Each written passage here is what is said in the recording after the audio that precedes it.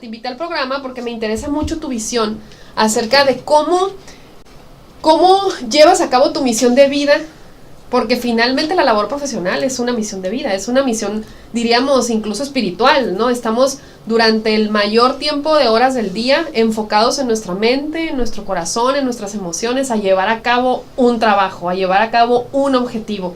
Y tú lo estás haciendo en un área que no es muy fácil, ¿no? No es nada fácil. Otra vez, gracias por la invitación. Y fíjate que, digo, qué padre que tengo oportunidad de escuchar esta introducción, porque finalmente eso es lo que yo creo. Uh-huh. O sea, vemos al gobierno muy lejano. Sí. ¿No? Como que estamos de un lado, estamos de un bando o del otro. Ajá. De repente yo lo he comentado en mis pláticas, que yo fui directora de Coparmex por casi 10 años. Me formé ahí, me formé trabajando en la vida pública, o sea, la agenda pública, porque finalmente eso es la política, pero la palabra política la tenemos así como que muy, muy manchada. Y desde ahí trabajábamos todos los temas que afectan a la sociedad: economía, educación, seguridad, corrupción, combate a la corrupción, pero sobre todo había una parte muy importante que era la participación ciudadana. Ajá. Entonces, de hecho, mi participación en Coparmex me llevó a esta etapa de mi vida profesional. Sabíamos que todos hacemos política. Uh-huh. O sea, todos estamos de alguna u otra forma en la vida pública, para bien o para mal, claro, ¿no? O sea, o contribuyes para bien o contribuyes para mal, pero pues finalmente la vida, el hablar de política ahorita está como muy complicado. Cuando yo entro al Instituto de Transparencia, te confieso que yo llego con toda esta visión de cambiar el mundo. Uh-huh. Voy a tener una oportunidad después de casi 10 años de estar participando, a lo mejor del otro lado, de realmente llegar a incidir positivamente, a combatir la corrupción, y todo el mundo iba a cambiar gracias a mí, ¿no? Está bien, es una muy buena motivación. No, pero al final la única que cambió fui yo, ¿no? Ajá. Pero a los pocos meses me di cuenta que yo ya estaba del lado de los malos. Uh-huh. O sea, que yo ya estaba de pasar de estar en la sociedad civil, en donde finalmente podemos ser mucho más críticos, Claro, siendo honestos, porque sí, somos muy buenos para... tenemos más libertad Claro. de criticar desde acá. Criticamos, Uh-huh, señalamos, observamos, porque finalmente todo lo vemos así muy todo el mundo hace las cosas mal, ¿no? Uh-huh. Ya me fui al lado de los malos.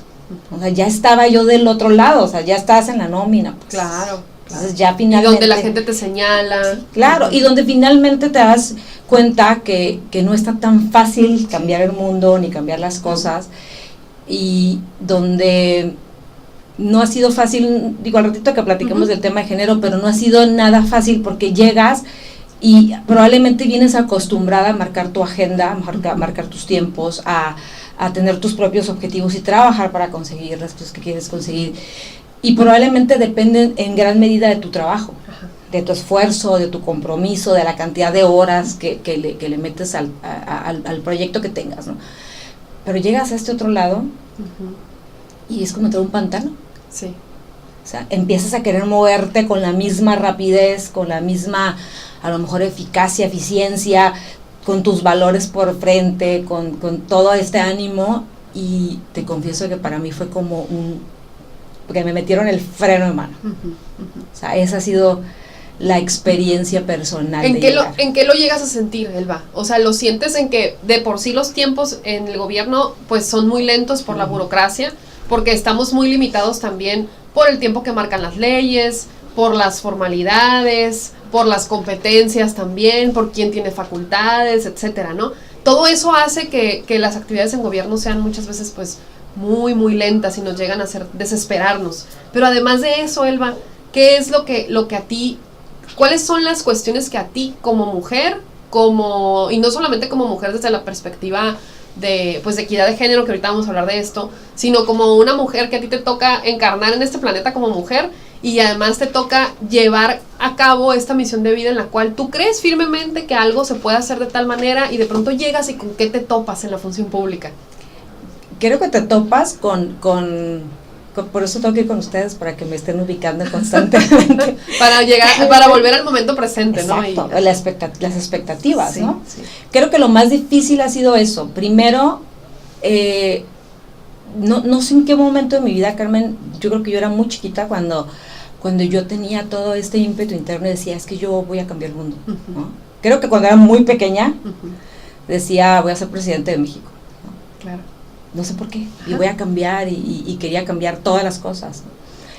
Y ya después, cuando estuve en Coparmex, yo creo que por eso yo me sentía tan plena en Coparmex, porque yo sentía que estaba contribuyendo, a lo mejor sin mucho reflector para mí, pero yo estaba contribuyendo directamente a cambiar muchas cosas, o a trabajar para cambiar muchas cosas. Y siempre mi visión ha sido, no te puedes estar quejando del gobierno, no te puedes quejar de los demás si tú no estás haciendo nada para cambiar las cosas. Sentía que funcionaba mejor ahí, porque era más libre. Claro. Era más yo. Entonces, cuando ya estuve en Coparmex, a lo mejor ya no tenía esta visión de niña de voy a cambiar el mundo y voy a ser presidente de México, ¿no? Pero entendí que el mundo y la comunidad y tu ciudad la vas cambiando con tus pequeñas acciones, ¿no? Claro. Entonces, estaba encantada de todo el tema de la participación. Sí llegó un momento en mi vida profesional que dije, ¿qué sigue para mí? ¿No? Se abre una posibilidad en el Instituto de Transparencia, y la misma gente de la propia organización me dice, pues no pierdes nada, ¿no? O sea, no pierdes nada intentándolo. Yo no tenía, y lo digo así abiertamente porque finalmente así funciona México, no tenía ningún padrino, ninguna relación, nadie que fuera y dijera, o sea, ponla ahí ya, ¿no? No, mi carrera y pues el apoyo de una organización de la sociedad civil que había trabajado en este tema. Esa es la verdad. Yo llego a las entrevistas y ahí me topo con una primer realidad que yo nunca vi en el sector privado. El tema de las cuotas de género y el tema de las negociaciones que se hacen para finalmente ocupar puestos como el que yo tengo. Y cuando yo llego a esta serie de entrevistas para ver si me elegían, lo primero es que una periodista se acerca a mí y me dice, bueno, tú solamente estás compitiendo contra las mujeres. Porque tienen que elegir a una mujer. Qué fuerte, sí. Qué fuerte. Sí, eso me marcó todos estos años, tengo grabadas esas palabras. Yo decía, ya aquí en el sector público, ya no estoy compitiendo contra todos los profesionistas, estoy compitiendo contra las mujeres. Sí. Sí, no es por tu capacidad, es por ser mujer. Por ser mujer. Van a elegir a una. Sí. Entonces, solamente preocúpate por ser la mejor de todas las mujeres. Y me sentía incómoda. Claro. Yo me sentía incómoda de que me eligieran por ser mujer. Y decía, ¿qué tal si hay un hombre? Digo que nunca he dudado de mi capacidad, pero finalmente voy a estar todo el tiempo luchando por comprobar que estoy aquí por mi capacidad y no solamente porque soy mujer, aunque me eligieran, que finalmente así sucedió. Entonces eso fue lo primero. Me topé con una realidad que tú sabes que la vida nos va poniendo las cosas que necesitamos para ir, es más, a veces hasta teniendo que reconocer como ahorita públicamente que yo estaba mal, ¿no? Cómo me había equivocado de la manera en que veía las cosas. Cuando yo estaba en el sector privado yo decía, las cuotas de género no deberían de existir. Y ahora digo, pues no estaría en el Instituto de Transparencia, no tendría la oportunidad de estar aquí y de haber vivido lo que he vivido los últimos 3 años si no fuera por las cuotas de género, muy probablemente. Sí, es que hay diferentes maneras de verla, ¿no? Una como una oportunidad en la cual pues se les ha abierto el espacio a las mujeres en nuestro país, pero ya una vez que vamos evolucionando en ese sentido, probablemente no es la única solución, ni la mejor, ¿verdad? No es la mejor ni la única. No es la mejor ni la única, y creo que ahí es donde tenemos que poner a trabajar también la creatividad para proponer otras formas en las cuales la mujer pueda estar participando en estos espacios, y creo que una de ellas es la educación que tenemos también hacia los niños y las niñas, ¿no? Porque finalmente hemos tenido que luchar por estos espacios, por una cultura machista que es ancestral, ¿no? Que no es de la generación pasada, ni tenemos nada en contra de los hombres de ahorita, sino que es una realidad que nos tocó vivir como parte de la evolución, que es ir, pues, que se nos esté dando espacio a las mujeres para poder participar, y que sin embargo quien tiene la mayor oportunidad de incidir en esto es la mujer que está educando a un hombre. Así es. ¿No? Y ahí es donde tenemos que trabajar. No, y la mujer que trata con otra mujer. Y las mujeres que tratan con otras mujeres. Porque finalmente, si lo vemos muy objetivamente, cuando yo estuve trabajando con puros hombres, donde normalmente encontraba trabas personales y profesionales, era con otras mujeres. Sí. Entonces, eres la mujer educando a un hombre o educando a otra mujer, pero también las mujeres cómo crecemos viendo a las propias mujeres. Exactamente. Sí, esto es súper interesante, ¿no? Entonces, y creo que lo que siguió a esta parte de cómo llego yo al Instituto de Transparencia y cómo finalmente dices, bueno, pues aquí está, esta es tu verdadera oportunidad de transformar algo, ¿no? Es bajar tus expectativas de todo lo que quieres lograr a lo que vas a poder lograr, ¿no? Este ha sido un proceso personal muy difícil. Hay un maestro zen que dice que una de las prácticas del budismo zen es aceptar la realidad tal y como es, ¿no? Y que realmente el mundo es perfecto como es. Yo la primera vez que lo escuché, como que me hizo mucho ruido, Elba, porque yo también tengo esta naturaleza de que quiero cambiar el mundo, quiero que seres dejen de sufrir. Claro. ¿Qué necesidad de estar sufriendo si se pueden hacer las cosas de otra manera? ¿Qué necesidad de que haya tanta desigualdad si podemos repartir todas las cosas de mejor manera, ¿no? Y sin embargo, yo también me he topado en varios terrenos con tener que frenarme y darme cuenta que mi práctica está en aceptar que el mundo está bien como está.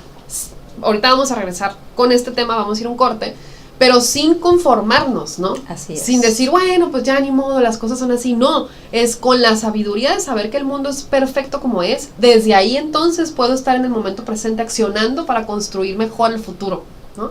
Vamos a ir a un pequeño corte que nos marcan en radio y regresamos aquí en RCN 1470, la radio que te escucha. Regresamos aquí en radio a tu programa Esencia Urbana y seguimos platicando con Elba Estudillo. Elba es comisionada propietaria del Instituto de Transparencia y Acceso a la Información Pública y Protección de Datos Personales en el Estado de Baja California. Y hoy estamos hablando más que como la función que estás desarrollando ahí de manera profesional, pues más como ser humano, ¿no? De cuáles son los retos que enfrentamos en la administración pública y de cómo podemos ir trabajando, incluso aceptando la frustración que nos da muchas veces, que las cosas en la administración pública de pronto no las podemos trabajar tan rápido como quisiéramos, ¿no? Elba, ¿cómo ha sido para ti trabajar en la función pública? Decíamos antes de irnos al corte, con respecto al tema de aceptar las cosas tal y como son cuando llegas ahí, ¿no? Y tener que estar bajando tus expectativas porque te das cuenta que lo que tú tenías planeado que querías hacer, de pronto hay situaciones que no te lo permiten. Yo creo que me tomó mucho tiempo, o sea, creo que más de un año, o sea, más de un año de lucha, de confrontaciones, de sentirme frustrada, pero sobre todo culpable probablemente, ¿no? Porque decir, estoy aquí y como te comentaba en un principio, ya estoy del lado de los malos, ¿no? Del lado de la gente que todo el mundo está observando para ver qué haces y cuánto cobras y si realmente desquitas lo que te pagamos, y de pronto sentir que no estaba respondiendo. Claro. O sea, ese era mi sentimiento, o sea, mi sentimiento era una inmensa frustración por decir, estoy fallándome a mí misma, ¿no? Pues estoy fallando a la gente que confió en mí porque no estoy haciendo todo lo que puedo, porque ojo, o sea, aquí es cierto que llegó un momento de aceptación, pero para poder llegar a ese momento de aceptación tuve que entender que primero pues no todo dependía de mí, ¿no? Yo estaba acostumbrada a que todo dependiera de mí. Claro, de tus tiempos, de tus proyectos. Y aparte que tenía mucho apoyo de la gente con la que trabajaba, había mucha confianza. Entonces aquí es yo quiero, o sea, yo ahí estoy, pero finalmente pues hay 40 trabas enfrente de ti, ¿no? Claro. O sea, trabas de egos personales, el tuyo propio. Hay muchas cosas que se tienen que hacer y un ritmo de trabajo, tú bien lo dices, muy distinto. Incluso en una ocasión, en una plática en una universidad, yo comenté, ya había pasado obviamente este tiempo, y dije, me costó mucho aceptar y entender y verlo a lo mejor desde la compasión, como toda esta gente a la que yo exigía y a la que yo le demandaba que respondieran con determinada rapidez o no lo podían hacer tampoco, y como a algunas ocasiones tampoco les convenía. Y repito, verlo desde la compasión era ya no verlo con este coraje y esta frustración y este juicio. Sí, claro. ¿No? De que los corran a todos y los quemen vivos y los inhabiliten, ¿no? Y no están haciendo su trabajo bien. Como si pensamos desde afuera como que no están haciendo el trabajo bien porque no quieren. Pero realmente es porque a veces no pueden. No pueden, exactamente. A veces no pueden, a veces, y yo lo comentaba con estos chavos, con los alumnos, porque decía, ustedes van a tener la oportunidad como yo de llegar y van a tener que sembrar y van a tener que hacer un cambio hasta donde puedan. Claro. Pero tú lo comentaste muy asertivamente en un principio, los servidores públicos somos nosotros mismos. Sí. y luego nos pasamos señalándonos, pero yo me di cuenta que hay gente que llega, y hay dos, yo creo, hay dos tipos de servidores públicos. Hay gente muy buena y muy comprometida, y que siempre antepone sus valores y sus principios ante todo, incluso ante lo que te conviene. A mí me llegaron a decir en más de una ocasión, vas empezando y vas muy bien, ¿no? Si le bajas un poquito a tu discurso, eso significaría que no estaría diciendo esto ahorita. Claro. ¿No? Y lo moderas, ¿no? Y sabes, y dices lo que sabes que te conviene, puedes llegar muy lejos. Entonces, en ese momento yo tuve que tomar una decisión personal y dije, a ver, pues ya no voy a ser presidente de México, definitivamente no voy a moderar mi discurso, no voy a dejar de vivir mis valores y mis principios por mantenerme en un puesto o por buscar la llave para otro. Claro. Por lo tanto, voy a hacer lo que yo pueda hacer en esta responsabilidad. Desde la congruencia. Desde la congruencia, siempre. Sí. Eso me puede costar que tenga claro que llegar a muchas otras posiciones implica, sí, sacrificar muchas veces tu propia congruencia. Claro.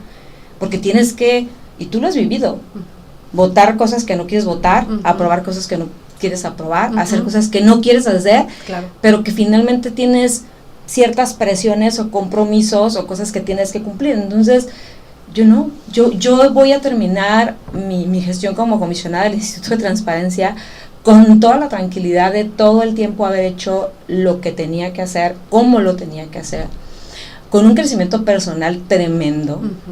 O sea, tremendo, porque tú sabes, el ego es bastante complicado. Sí, uno de los principales retos es trabajar con nuestro propio ego, precisamente, ¿no? Y justo ahí este ambiente político y este ambiente de la función pública es, diríamos, en la práctica de la meditación, es nuestro gran monasterio, ¿no? Es como si ingresáramos a un monasterio con ciertas lecciones, donde vamos a tener que aprender desde la compasión a ver que esto que estamos viendo ahí no surgió ayer, ¿no? Que ya es una forma en la cual hemos funcionado como sociedad y como Estado, y que hay una inercia muy fuerte que es muy difícil parar, ¿no? Y en este sentido hay que ser muy sabios para poder elegir cuáles son las cosas que sí podemos cambiar, y sobre todo teniendo ese equilibrio en cuanto a los valores, ¿no? A conservar esos valores que tú mencionas, ¿no? Tu congruencia, tu honestidad, ser clara, y sobre todo hacer lo que tu ser te dice que tienes que hacer. ¿En qué momento dices y no dices? Desde lo que sientes, ¿no? Y desde lo que sabes que es correcto para la sociedad también.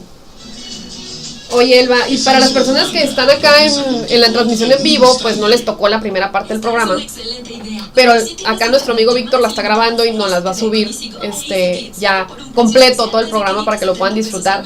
Pero hablábamos antes de toda tu experiencia, ¿no? La experiencia que has tenido para poder llegar a donde estás ahora, de cómo de pronto desde niños pensamos que podemos cambiar el mundo y cómo nos hemos tenido que ir adaptando. Y para quienes nos están viendo en esta transmisión en vivo, yo les quiero decir que Elba va de vez en cuando a meditar con nosotros, y para nosotros lo más seguido que puedes, y para nosotros la verdad es que es un placer poder tener compañeros en la clase de meditación que están haciendo este trabajo, porque cuando ustedes comparten lo que están trabajando a nivel personal en este tipo de función, nosotros aprendemos muchísimo, porque sabemos que después nos puede tocar a cualquiera de nosotros estar ahí, y eso nos genera mucha empatía, ¿no? El poder tener esta comunicación con funcionarios públicos nos hace recordar que todos estamos en la misma labor.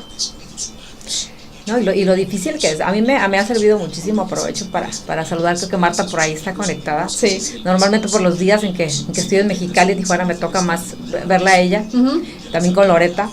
Y no sabes lo mucho que me ayuda, porque digo, para mí, como te comentaba, ha sido un proceso personal muy fuerte. Sí. Pero muy fuerte, ¿eh? Sí, o sea, ha sido como un choque interno. Primero el aceptar, el aprender a lidiar con todas estas personalidades y con todas estas energías ahí medias complicadas, ha sido sumamente difícil, pero al final he buscado siempre encontrar el motivo, ¿no? O sea, claro. ¿Por qué? ¿Qué estoy aprendiendo? O sea, ¿dónde me está llevando? Y hace precisamente un par de semanas, yo creo que unas 3-4 semanas, platicaba en la meditación, ¿no? Y había tenido una situación muy complicada en el trabajo, ¿no?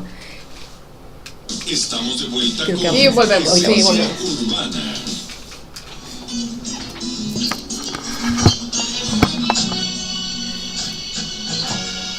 Regresamos aquí a tu programa Esencia Urbana y estamos platicando con Elba Estudillo. Elba es funcionaria pública y, como ya les comenté en las intervenciones anteriores, en los segmentos anteriores, pues tiene una trayectoria en la función pública y en la iniciativa privada, y sobre todo hoy estamos platicando desde el aspecto humano, cómo le hacemos para poder hacer nuestra práctica personal cuando tenemos que de pronto trabajar en gobierno, ¿no? Y cuando tenemos que enfrentarnos también a trabajar con ciertas estructuras que no son muy flexibles, que son rígidas por formas de pensar, por ideologías, también porque dentro de la función pública, pues el tema de los partidos políticos siempre divide, ¿no? En lugar de unir, si eres de un partido, si eres del otro, cuando realmente todos estamos trabajando por el mismo fin, ¿no? Que es el fin común, con diferentes formas de pensar y diferentes, incluso propuestas también, pero cuando estamos ya ahí, pues nos toca hacer una práctica personal de tolerancia, compasión, sabiduría, paciencia, amor incondicional, sí. ¿No?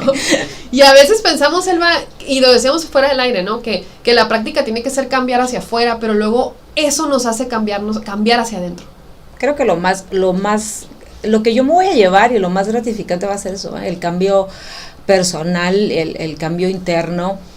Y cómo finalmente, lo vemos siempre en las prácticas, ¿no? No puedes cambiar al mundo si no cambias tú. Uh-huh. La revolución es interior. No puedes ser luz y no puedo, yo aspiraba a cambiar todo México, ¿no? Ajá. Y de repente ahorita me encuentro ante la posibilidad de cambiar un tema, claro. ¿no? Uno pequeñito en mi estado, y te das cuenta que vas a sembrar y vas a dejar algunas semillas importantes ahí, vas a abrir brecha para algunas otras personas que quieran seguir después de ti, uh-huh. ¿no? Pero que finalmente no necesariamente basta con las ganas y la capacidad, ¿no? O sea, el sistema funciona de una manera, y como dices tú, desde hace muchísimo tiempo, y funciona de una manera o no funciona, uh-huh, ¿no? Uh-huh. Claro. Pero finalmente existe y así es. Yes, eso es lo que tenemos. Eso es lo que tenemos y con eso tenemos que trabajar.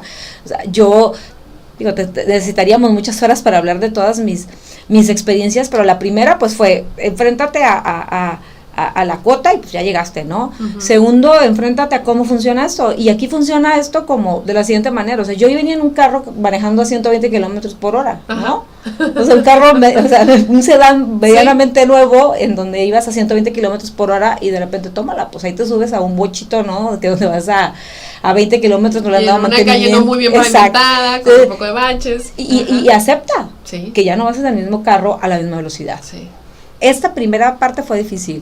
Segundo, te empiezas a encontrar con la propia naturaleza del servicio público, que es muy distinta, y por eso te digo, para mí fue como un proceso de adaptarme sin conformarme. Nunca uh-huh. me he conformado, pero he empezado a ver lo bueno y lo que sí puedo hacer. Uh-huh. O sea, llegó un punto cuando yo dije, bueno, no voy a poder cambiar todo, pero lejos voy a transformar mi frustración y lo voy a convertir en qué sí puedo hacer. Claro. Entonces, en ese momento yo decidí convertirme en una promotora de la esperanza uh-huh. y de la participación de la gente, ¿no? Uh-huh. Y dije, entre más gente buena y con buenas intenciones y congruentes estén en el servicio público, sí, y sigan teniendo confianza en el servicio público y en que necesitamos estar ahí para cambiar las cosas, vamos a ir cambiando las cosas uh-huh. poco a poco. Entonces a lo mejor esa va a ser mi aportación. Claro, totalmente. Yo te veo compartiendo muchos talleres y cursos siempre en tus redes sociales. Eso es lo que yo decidí hacer. Dije, al final tengo mis ponencias, y en mis ponencias voy a ser completamente congruente y pulcra en mis determinaciones. Uh-huh. O sea, nadie me va a poder encontrar nunca nada.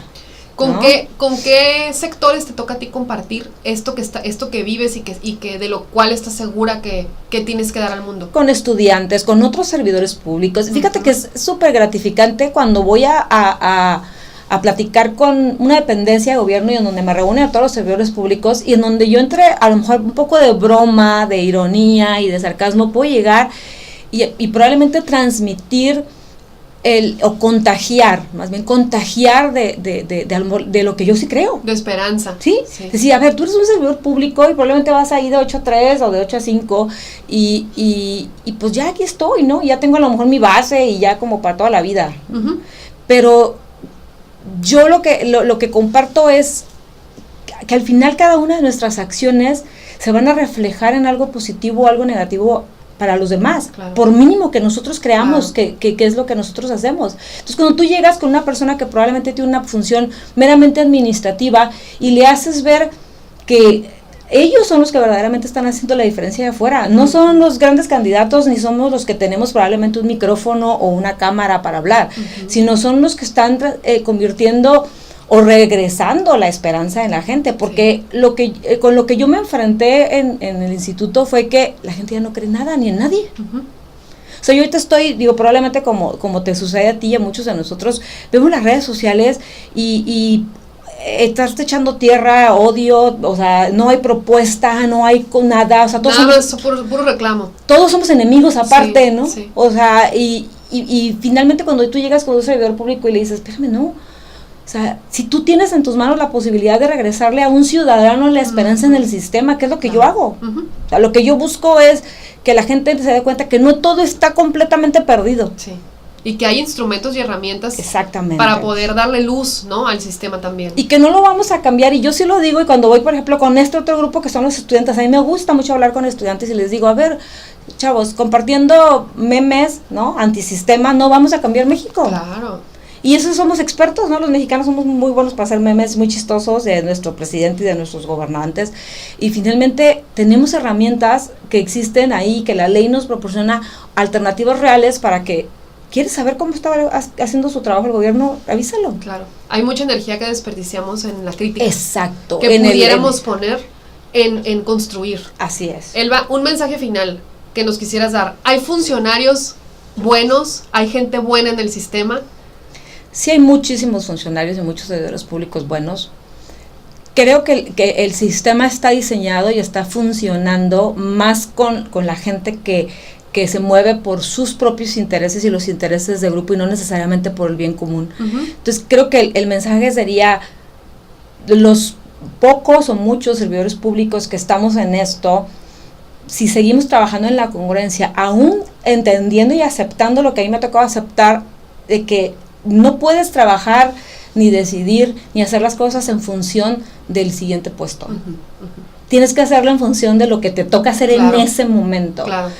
Porque la gente buena es muy fácil que caiga en esta tentación de si me muevo para este lado o mejor no me muevo tanto. Claro. Porque finalmente también, Carmen, tú y yo sabemos, o sea, el hacer o no hacer, o dejar que las cosas pasen de una manera, también de alguna forma tiene consecuencias. Sí, totalmente. Entonces, creo que hay mucho servidor público que le puede suceder lo mismo que a mí, porque es difícil y si vives mucho en el miedo, ¿no? De qué va a pasar con mi vida. Y de dejar de tener la oportunidad de poder seguir sirviendo, ¿no? Así es. Y desde la sociedad civil, ya para cerrar el programa, a mí me gustaría dar el mensaje a nuestra comunidad de que cuidemos, de que conozcamos, cuidemos y protejamos a los funcionarios públicos que están haciendo las cosas bien, ¿no? Que en el sentido de protegerlos, yo lo veo como hagámosles llegar propuestas, ayudémoslos desde la sociedad civil a poder agilizar ciertos procesos también, llevémosles a ellos información, démosles la mano y dejemos de generar más energía de crítica para poder construir con ustedes también. Así es. Pues muchísimas gracias, Elba, gracias por estar aquí. Ya sabes que este es tu espacio. Muchas gracias. Y bueno, próximamente vamos a pasarles alguna fecha. Le estamos pidiendo a Elba que nos puedan dar algún taller sobre cómo poder tener acceso a la información. Y ya podríamos en algún momento hacer una cápsula pequeña para que nos digas por qué es importante saber usar esta herramienta y cómo podemos invitar activistas y otras personas que puedan aprender sobre esto. Muchísimas gracias a todas las personas que nos escucharon, gracias a Wally en los controles, gracias a Víctor que está también acá ayudándonos y gracias a ti que nos escuchas por darle sentido a este programa. Gracias.